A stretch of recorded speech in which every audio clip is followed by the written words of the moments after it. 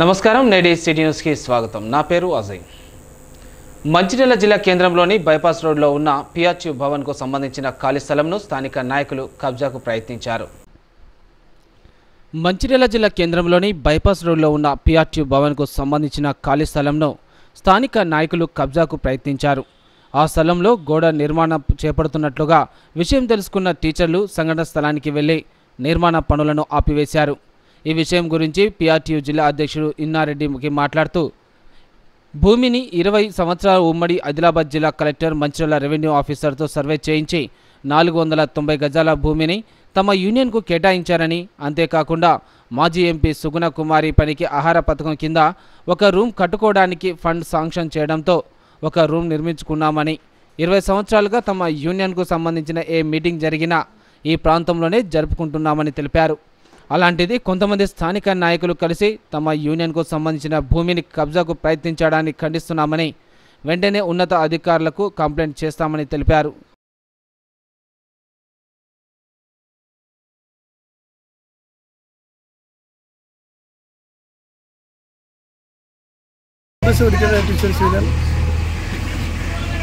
సంఘ భవన నిర్మాణం కోసం ఉమ్మడి జిల్లా కలెక్టర్ గత 20 ఏళ్ల కింద మాకు సంఘానికి ప్రభుత్వ స్థలం కేటాయిస్తూ ఉత్తర్వులు ఇవ్వడం వాటికి అనుగుణంగా మంచిర్యాల రెవెన్యూ ఆఫీసర్ సర్వే చేసి ఇప్పుడు ఉన్నటువంటి స్థలాన్ని 490 గజాలు సంఘ భవనానికి కేటాయించడం ఈ స్థలంలో మేము 20 ఏళ్ల కిందనే స్థలం కేటాయించిన తర్వాత ఎంపీ గారి నిధులతోటి పనికి ఆహార పథకంలో భాగంగా ఈ మీకు కనపడుతున్నటువంటి భవనాన్ని నిర్మించుకోవడం జరిగింది సంఘ సమావేశాలు సభ్యుల సమావేశాలు ఏమన్నా కూడా మేము ఇదే స్థలంలో గత 20 ఏళ్ళుగా జరుపుకుంటా ఉన్నాం నిన్ననే ఇవాళ వేరే స్థానిక నాయకులు కొంతమంది వచ్చి ఈ స్థలం మాదని కబ్జా చేస్తూ గోడ నిర్మించడం జరుగుతూ ఉంది దీనికి మేము అభ్యంతరం తెలియజేసినాం మాకున్నటువంటి అలాట్మెంట్ లెటర్ కూడా మేము తీసుకొని వాళ్ళ కలెక్టర్ గారిని కలవబోతూ ఉన్నాం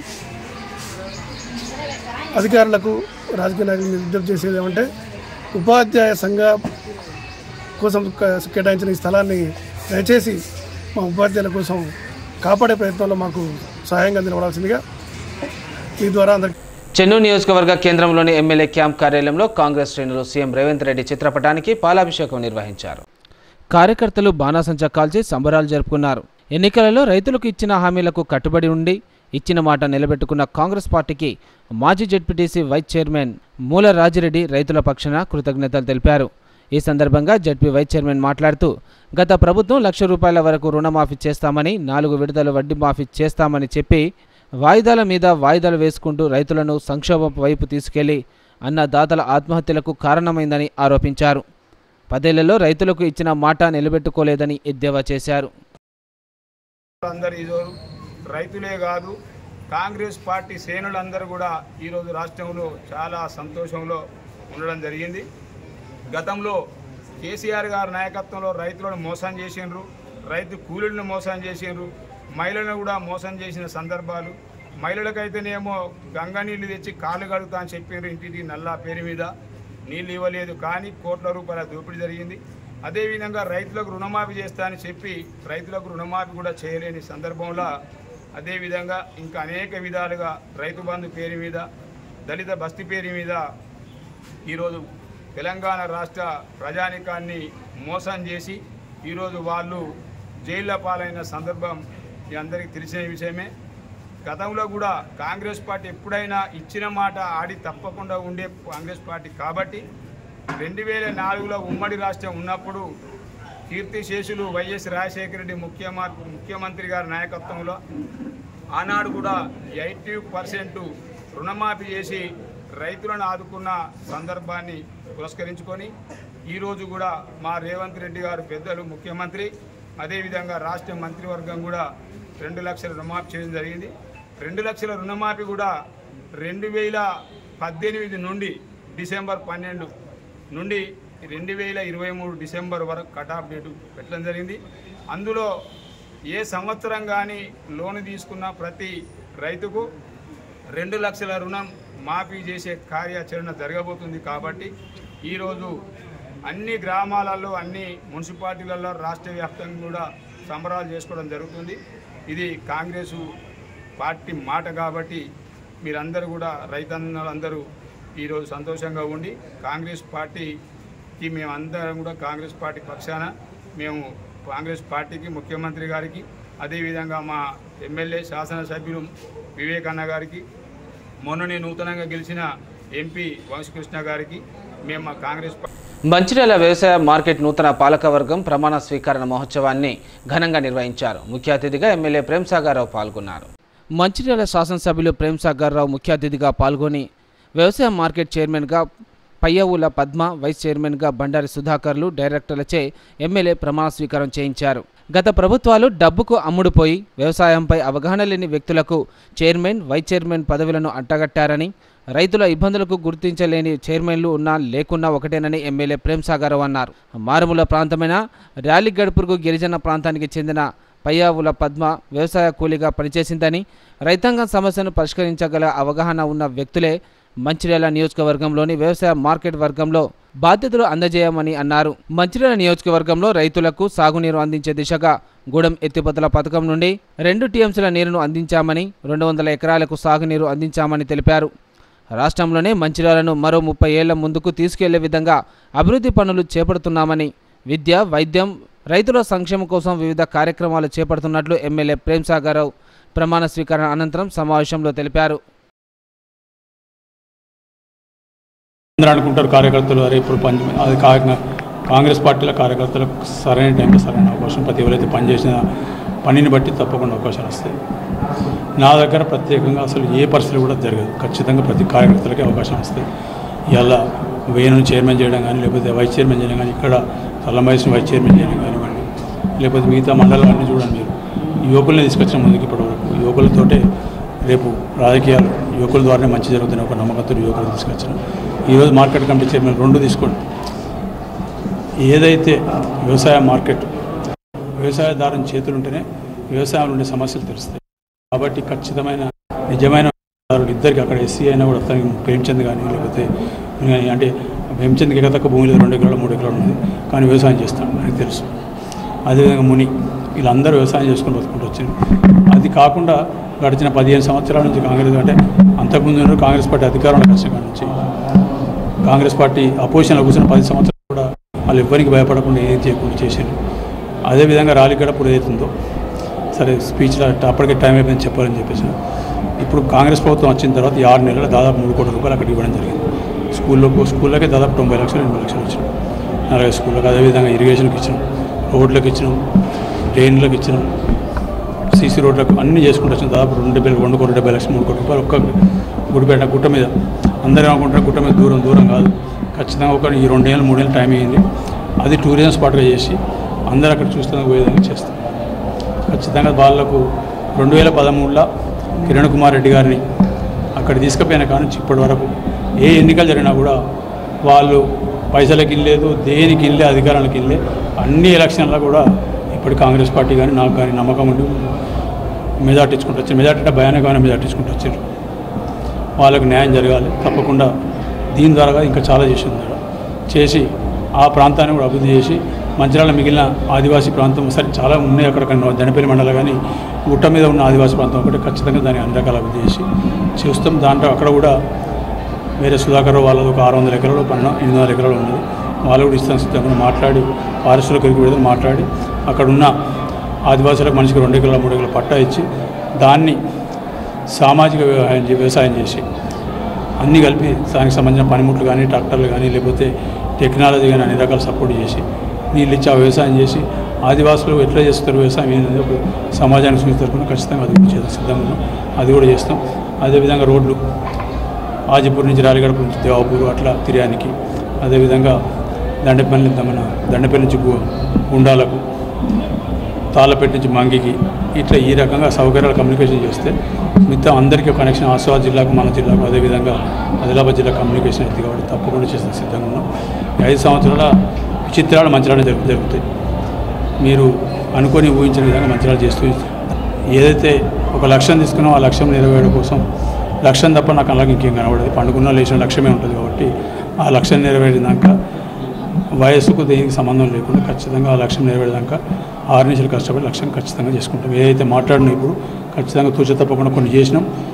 మంచిర్యాల జిల్లా చెన్నూరు పట్టణంలోని అంబేద్కర్ చౌక్ వద్ద బీజేపీ శ్రేణులు ముఖర్జీ చిత్రపటానికి పూల మాలలు వేసి ఘనంగా నివాళులు అర్పించారు. ఈ సందర్భంగా Peddapalli parliament BJP convener Nagunuri Venkateshwar మాట్లాడుతూ ఒక ప్రధాని ఒక జెండా ఒకే చట్టం అనే నినాదంతో ముఖర్జీ దేశం కోసం ప్రాణాలు అర్పించారని గుర్తు చేశారు. దేశం కోసం ముఖర్జీ చేసిన త్యాగం మరవలేనిదని పేర్కొన్నారు. జాతీయ సమైక్యత కోసం పట్టుదలతో పనిచేసిన వ్యక్తి అని తెలిపారు. దేశంలో బలమైన రాజకీయ ప్రత్యామ్నాయ మార్గం చూపించిన మహోన్నత వ్యక్తి ముఖర్జీ అని అన్నారు. త్యాగం చేసినటువంటి యొక్క మహనీయుడు డాక్టర్ శ్యామప్రసాద్ ముఖర్జీ వారు భారతదేశానికి స్వతంత్రం రాకముందు చాలామందికి తెలియదు. స్వతంత్రం రాకముందే స్వతంత్ర ప్రభుత్వం ఏర్పాటైంది. మధ్యంతర ప్రభుత్వం అంటారు. నెహ్రూ గారి నాయకత్వంలోనే నెహ్రూ గారు ప్రధానమంత్రిగా మధ్యంతర ప్రభుత్వము ఆంగ్ల ప్రభుత్వమే ఆ విధంగా ఏర్పాటు చేయడం జరిగింది. అలాంటి మధ్యంతర ప్రభుత్వములో అన్ని పార్టీల వాళ్లకు మంత్రిమండలిలో అవకాశం ఇవ్వడం జరిగింది. అలా మన ప్రియతమ నాయకులైనటువంటి డాక్టర్ శ్యామప్రసాద్ ముఖర్జీ గారు నెహ్రూ గారి క్యాబినెట్ లోపల కార్మిక 10 ఫలితాల్లో తమకు తామే పోటీ అని తవక్కల్ గ్రూప్స్ పాఠశాల అధినేత అబ్దుల్ అజీజ్ అన్నారు. 10 ఫలితాల్లో తమకు తామే పోటీ అని తవక్కల్ గ్రూప్స్ పాఠశాల అధినేత అబ్దుల్ అజీజ్ అన్నారు. ఏప్రిల్ నెలలో వెలువడిన 10 ఫలితాల్లో విద్యార్థులు చదివిన తీరుపై నమ్మకంతో పాఠశాల యాజమాన్యం రీవెరిఫికేషన్కి దరఖాస్తు చేయగా రామకృష్ణపూర్ పాఠశాలకు చెందిన విద్యార్థులు మరో 2 10 జీపీఏ పాయింట్లు సాధించినట్లు అజీజ్ తెలిపారు. ఈ సందర్భంగా ఆయన మాట్లాడుతూ తమ పాఠశాలలో చదివే విద్యార్థులపై నిరంతరం ప్రత్యేక శ్రద్ధ చూపుతున్నట్లు పేర్కొన్నారు. 10కి 10 పాయింట్లు సాధించిన విద్యార్థులకు అభినందనలు తెలిపారు. అనంతరం విద్యార్థులు వారి తల్లిదండ్రులకు శాలువలతో సన్మానించారు. మా బాబుకు 9.8 వచ్చినప్పుడు చాలా ఫీల్ అయ్యాము. మేము 10/10 స్టూడెంట్కి 9.8 రావడం వల్ల మేము చాలా వరకు డిసప్పాయింట్ అయ్యాము.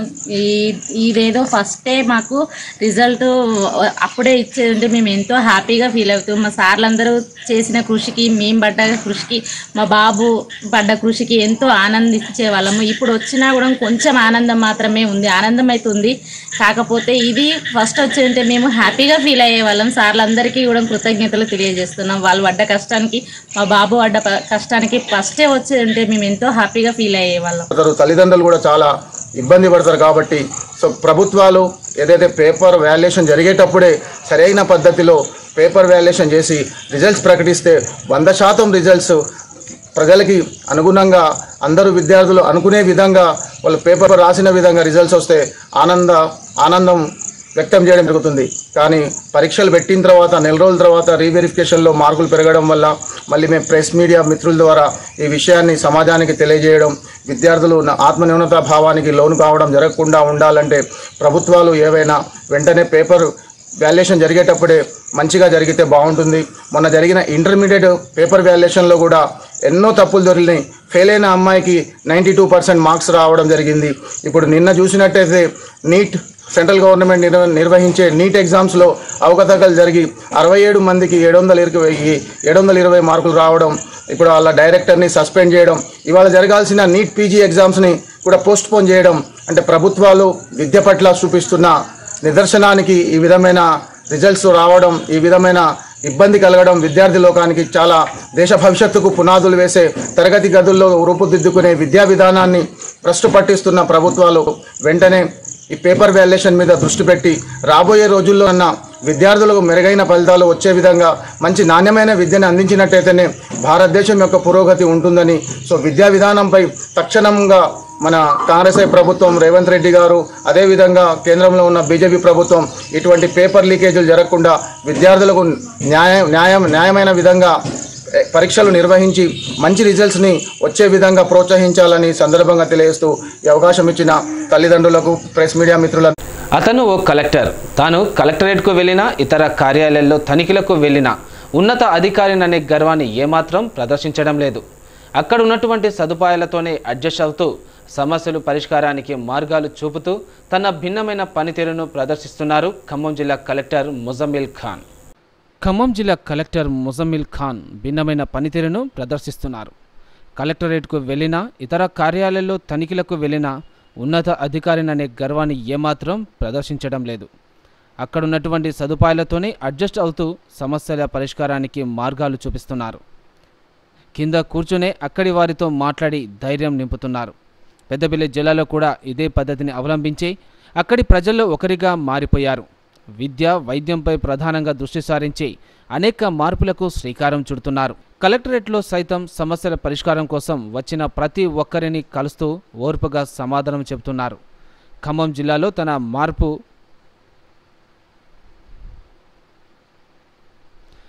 జిల్లాలో తన మార్కు పాలనగా అడుగులు వేస్తున్నారు. ఖమ్మం కలెక్టర్ ముజమ్మిల్ ఖాన్ పుట్టి పెరిగింది హైదరాబాద్లో. 10వ తరగతి వరకు 12 స్కూళ్లలో చదివిన ముజమ్మిల్ 8 నుంచి 10వ తరగతి వరకు మాత్రం నలంద విద్యాలయంలో చదివారు. బీట్స్ పిలానీలో ఇంజనీరింగ్ పూర్తి చేశారు. మొదట గూగుల్లో జాబ్, తర్వాత ఇండియన్ రైల్వేల్లో ఉద్యోగం చేస్తూ 3వ ప్రయత్నంలో 2017లో IAS సాధించారు. తండ్రి AK Khan IPS officer, Telangana ACP DGPగా పనిచేసి రిటైర్ అయ్యారు. తల్లి సమీనా లా చదివి ఉపాధ్యాయురాలుగా పనిచేశారు. ఒక సోదరుడు, ఒక సోదరి ఉన్నారు. తాత Abdul Karim Khan retired IAS officer. తాత తండ్రిని ఆదర్శంగా తీసుకొని సివిల్స్ సాధించిన ముజమ్మిల్ ఖాన్ అకాడమీ శిక్షణలో ఉన్నప్పుడు పరిచయమైన కేరళ వాసిని వివాహం చేసుకున్నారు. శిక్షణ పూర్తయిన తర్వాత ప్రభుత్వం సిద్దిపేట జిల్లా అదనపు కలెక్టర్ పోస్టింగ్ ఇచ్చింది. 3 సంవత్సరాల 9 నెలల పాటు పనిచేశారు. తొలిసారిగా పెద్దపల్లి కలెక్టర్గా, ఇప్పుడు ఖమ్మం కలెక్టర్గా విధులు నిర్వహిస్తున్నారు. ప్రపంచ ఒలింపిక్ డే సందర్భంగా మందమరిలోని సింగరేణి హైస్కూల్ గ్రౌండ్ నుండి ప్రారంభమైన ఒలింపిక్ డే రన్ మందమరి పట్టణంలోని పురవీధుల గుండా కొనసాగి సింగరేణి హైస్కూల్ గ్రౌండ్లో ముగిసింది. ప్రపంచ ఒలింపిక్ డే సందర్భంగా మందమరిలోని సింగరేణి హైస్కూల్ గ్రౌండ్ నుండి ప్రారంభమైన ఒలింపిక్ డే రన్ మందమరి పట్టణంలో పురవీధుల గుండా మార్కెట్లో కొనసాగి చివరిగా సింగరేణి హైస్కూల్ గ్రౌండ్లో ముగించింది. ఈ యొక్క ఒలింపిక్ డే రన్ ప్రారంభోత్సవానికి మాజీ ఎమ్మెల్యే విప్ నల్లాల ఉదయలు జెండా ఊపి ఈ యొక్క ఒలింపిక్ రన్ను ప్రారంభించారు. Mandamarri Singareni high school ground walkers association సభ్యులు రామ్ వెంకటేశ్వర్లు, సత్యనారాయణ అసోసియేషన్ సభ్యులు, ఒలింపిక్ అసోసియేషన్ జిల్లా ఉమ్మడి జిల్లా కోశాధికారి కనపర్తి రమేష్, INTC నాయకులు కాంపల్లి సమ్మయ్య, కాంగ్రెస్ నాయకులు గుడ్డ మరేష్, అరవింద్, రాజలింగు, సంతోష్, కళ్యాణ్ గౌరి, విశాల, శృతి సాయి, వర్ష, స్పోర్ట్స్ స్కూల్ విద్యార్థులు, అదేవిధంగా కార్మికులు, వివిధ పాఠశాలల నుండి సుమారు 200 మంది ఈ యొక్క ఒలింపిక్లో పాల్గొనడం జరిగిందని తెలిపారు. ఈ యొక్క కార్యక్రమాన్ని నిర్వర్తించడం జరిగింది. వారు స్థానికంగా అందుబాటులో లేకపోయినా వారి ఆశీస్సులు మా వెంబడి ఎప్పుడు ఉంటాయి. వారి యొక్క ప్రోద్బలంతో, వారి సహకారంతో ఈ కార్యక్రమం ముందుకు తీసుకెళ్తున్నాం. ఈ కార్యక్రమంలో ఎప్పుడు కూడా ప్రతి విషయానికి మా ముందుండి మాకు వెన్నంటి ఉంటున్నటువంటి మా కోశాధికారి అలుగులి రమేష్ రెడ్డి గారు కానివ్వండి, అదేవిధంగా మిత్రులు వాకర్స్ అసోసియేషన్ సభ్యులు రామ్ వెంకటేశ్వర్లు కానివ్వండి, అదేవిధంగా కాంపల్లి సమ్మయ్య, గుడ్ల రమేష్, అదేవిధంగా కాంగ్రెస్ నాయకులు, మిగతా తదితర PET సోదరులందరూ కూడా కానివ్వండి, మా హ్యాండ్బాల్ ఫ్యామిలీ ఉన్నటువంటి అరవింద్ సునార్కర్ కానివ్వండి, రాజలింగు, కళ్యాణ్, గౌరీ, విశాల, ఈ విధంగా శృతి, వీళ్ళందరూ కూడా ఎప్పుడు కూడా కళ్యాణ్, వీళ్ళందరూ కూడా మాకు ఎప్పుడూ ప్రతి కార్యక్రమాల్లో ముందుంటూ మందమరి పట్టణంలోని 2వ వచనంలోని ప్రభుత్వ ప్రాథమిక పాఠశాలలో ఆదివారం వాసవి వనితా క్లబ్ ఆధ్వర్యంలో విద్యార్థులకు నోట్బుక్స్, పెన్నులను పంపిణీ చేశారు. ఈ సందర్భంగా వాసవి క్లబ్ ప్రెసిడెంట్ గడ్డం సరిత మాట్లాడుతూ వాసవి మహిళా క్లబ్ ఆధ్వర్యంలో సేవా కార్యక్రమాలు భాగంగా విద్యార్థులకు పెన్నులు, నోట్బుక్లు పంపిణీ చేశామని పేర్కొన్నారు. రాబోయే రోజులు మరిన్ని సేవా కార్యక్రమాలు చేస్తామని అన్నారు. ఈ కార్యక్రమంలో సెక్రటరీ మాలతి, క్లబ్ సభ్యులు అరుణ, లహరి, శైలజ తదితరులు ఉన్నారు. రోజు మన మందమరి వాసవి వనితా క్లబ్ తరపున గవర్నమెంట్ స్కూల్లోని విద్యార్థులకు నోట్బుక్స్, పెన్నులు మరియు పండ్లు పంపిణీ చేయడం జరిగింది. మందమరి పాత బస్టాండ్ ఏరియాలోని మేదరివాడలో గల ప్రభుత్వ పాఠశాల 7వ తరగతి 1986-87 బ్యాచ్కు చెందిన పూర్వ విద్యార్థుల ఆత్మీయ సమ్మేళనం నిర్వహించారు. ఈ సందర్భంగా పూర్వ విద్యార్థులు మాట్లాడుతూ తాము మందమరిలోని UPS పాఠశాలలో 7వ తరగతి పూర్తయిన తర్వాత మళ్ళీ 37 సంవత్సరాల తర్వాత ఈ విధంగా కలుసుకోవడం చాలా ఆనందంగా ఉందని అన్నారు. తాము ఈరోజు ఇంత గొప్ప స్థాయికి రావడానికి తమ గురువులే కారణమని, తల్లిదండ్రుల తర్వాత ఎవరైనా గురువులను గౌరవించాలని అన్నారు. త్రిమూర్తులు అంటే తల్లి, తండ్రి, గురువు అని అన్నారు. తాము గురుదక్షిణ కింద వారికి ఏమిచ్చినా కానీ వారు రుణం తీసుకోలేమని అన్నారు. అలాగే గురువులు మాట్లాడుతూ చాలా సంవత్సరాల తర్వాత మళ్ళీ విద్యార్థులందరినీ కలుసుకోవడంలో చాలా సంతోషకరమైన విషయమని అన్నారు. ఉపాధ్యాయులకు విద్యార్థులు తమ కంటే ఉన్నత స్థాయికి ఎదిగితే దానికి మించిన గురుదక్షిణ లేదని తెలిపారు. అనంతరం వారికి విద్యాబుద్ధులు చెప్పిన ఉపాధ్యాయులకు ఘనంగా సన్మానించారు. నిరుద్యోగ నిర్మూలనకు రాష్ట్ర ప్రభుత్వం కట్టుబడి ఉందని వికారాబాద్ శాసనసభ్యులు రాష్ట్ర శాసనసభ సభాపతి గడ్డం ప్రసాద్ కుమార్ అన్నారు. ఈ సందర్భంగా జాబ్ మేళకు విచ్చేసిన అభ్యర్థుల ఉద్దేశించి సభాపతి ప్రసాద్ కుమార్ మాట్లాడుతూ నిరుద్యోగ యువతకు ఉద్యోగ ఉపాధి అవకాశాలను కల్పించే దిశగా మెగా జాబ్ మేళను నిర్వహించడం జరిగిందన్నారు. ప్రభుత్వం ఏర్పడిన అతి తక్కువ కాలంలోనే 30,000 ఉద్యోగాలు కల్పించడం జరిగిందని, ఇంకా 1,70,000 ఉద్యోగాల కల్పనకు ప్రభుత్వం తగు చర్యలు చేపడుతున్నట్లు ఆయన తెలిపారు. జిల్లాలో పరిశ్రమలు ఏర్పాటు చేసి నిరుద్యోగ యువతకు ఉద్యోగ అవకాశాలు కల్పించేందుకు చర్యలు చేపడుతున్నామని అన్నారు. యువతలో వ్యక్తిగత నైపుణ్యంతో శిక్షణ ఇచ్చి స్వయం ఉపాధితో వృద్ధిలోకి వచ్చే విధంగా ప్రత్యేక దృష్టి సారిస్తున్నట్లు పేర్కొన్నారు. అందరూ వికారాబాద్లో పక్కనే ఉద్యోగాలు సంపాదించాలనే ఉద్దేశంతో ఈ మెగా జాబ్ మేళకు 70 ఇండస్ట్రీస్ మీ వద్దకే ఈరోజు పిలవడం జరిగింది. మరి దీనికి అంతటికి కారణమైన రాష్ట్ర ముఖ్యమంత్రి రేవంత్ రెడ్డి గారికి మరొకసారి కృతజ్ఞత తెలియజేస్తూ, మరి మీకు మగవాడికైతేనేమో ఉద్యోగం వస్తే పెళ్ళిళ్ళు కాకుండా ఇంకా చాలామంది ఉద్యోగం లేకపోతే పెళ్ళించే పరిస్థితి కూడా లేదు ఈ రోజులలో. మరి ఆడవాళ్ళు అయితే ఉద్యోగం వస్తే కుటుంబం మంచిగా నడుస్తుంది. మరి ఆ విధంగా ప్రయత్నం చేయాలి. మరి ఈ ఊర్లలోనేమో మీకు అందరికీ తెలుసు, డిగ్రీలు చదివి, బీటెక్లు చదివి, ఎంటెక్లు చదివి ఉపాధి హామీ పనిపోయే పరిస్థితి. కంపెనీస్లలో జాబ్స్ వచ్చే విధంగా ఒక మంచి వివరణ చేసి మీ ముందుకు రావడం జరిగింది. మీకందరికీ నేను చెప్పేది ఒకటి, 5,000 ఉద్యోగాలు 70 కంపెనీలు ఈరోజు మీ ముందున్నాయి, మన ఈ ప్రాంగణంలో ఉన్నాయి. చాలా మంది ఉన్నత అధికారులు కూడా ఇక్కడికి వచ్చారు, ఆ కంపెనీలకు సంబంధించిన అధికారులు కూడా ఇక్కడికి వచ్చారు రిక్రూట్మెంట్ చేయడానికి.